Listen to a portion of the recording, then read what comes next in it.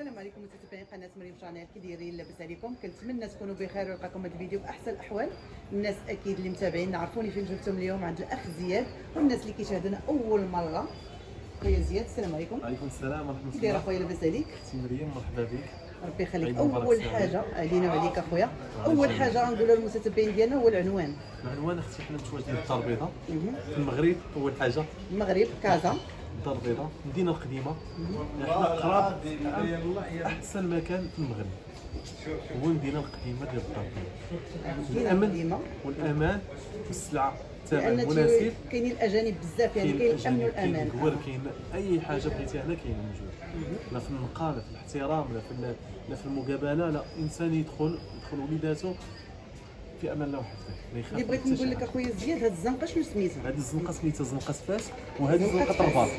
انا جيت ما بين زنقه فاس زنقه فاس، وهذه البنات زنقه الرباط. هذه يعني جمع بين زنقه الرباط وهاد الزنقه اللي سميتها زنقه فاس. وباش ما نكثروش على الناس اختي مريم، انا جيت في السوق ديال الذهب اللي كاين في المدينه القديمه. السوق ديال الذهب كوموند بروف.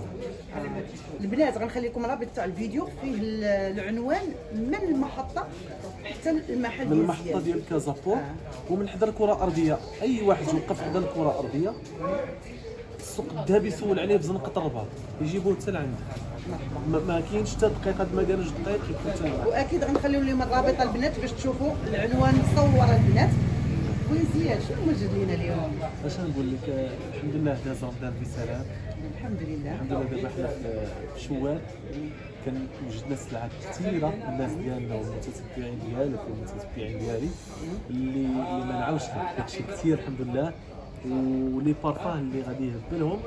ومازال كنقول للناس اللي ما جاوش عند زياد كاين دي بارفان ديال الهبال اللي كيشريو 3000 4000 2000 1800 درهم.